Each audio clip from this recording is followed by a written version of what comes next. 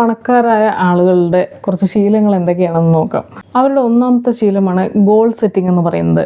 പണക്കാരായ ആളുകൾക്ക് തീർച്ചയായും ഒരു ഗോൾ ഉണ്ടായിരിക്കും. അതിൽ ഷോർട്ട് ടേം ഗോൾസും ഉണ്ടായിരിക്കും, ലോങ് ടേം ഗോൾസും ഉണ്ടായിരിക്കും. യാതൊരു ലക്ഷ്യവും ഇല്ലാതെ ജീവിക്കുന്ന ആളുകളാണ് എവിടെയും എത്താതെ പോകുന്നത്. നമുക്കൊരു ലക്ഷ്യം ഉണ്ടെങ്കിൽ, അതിനുവേണ്ടിയുള്ള പ്ലാനിങ് നമുക്കുണ്ടെങ്കിൽ, അതിനുവേണ്ടി കഷ്ടപ്പെടാൻ നമ്മൾ തയ്യാറാണെങ്കിൽ തീർച്ചയായും നമ്മൾ വിജയിക്കുക തന്നെ ചെയ്യും. ഓരോ ചലഞ്ചസ് ജീവിതത്തിൽ വരുമ്പോഴും അതിനൊരു ഓപ്പർച്യൂണിറ്റി ആയിട്ടാണ് അവർ കണക്കാക്കുക, ഒരു അവസരമായിട്ട്. അവർക്ക് സ്ട്രോങ് ആയ പ്രൊഫഷണൽ കണക്ഷൻസ് ഉണ്ടായിരിക്കും, പേഴ്സണൽ കണക്ഷൻസ് ഉണ്ടായിരിക്കും. ഒരൊറ്റ വരുമാനത്തെ മാത്രം ആശ്രയിച്ച് ജീവിക്കുന്നവരായിരിക്കില്ല അവർക്ക് മൾട്ടിപ്പിൾ ഇൻകം സോഴ്സ് ഉണ്ടായിരിക്കും. അത് ചിലപ്പോൾ റിയൽ എസ്റ്റേറ്റ് ആയിരിക്കാം, എന്തെങ്കിലും ബിസിനസ് ആയിരിക്കാം, അല്ലെങ്കിൽ സ്റ്റോക്സ് ആയിരിക്കാം. അങ്ങനെ എന്തെങ്കിലുമൊക്കെ ഒരു സൈഡ് ഹസിൽസ് അവർക്ക് എപ്പോഴും ഉണ്ടായിരിക്കും.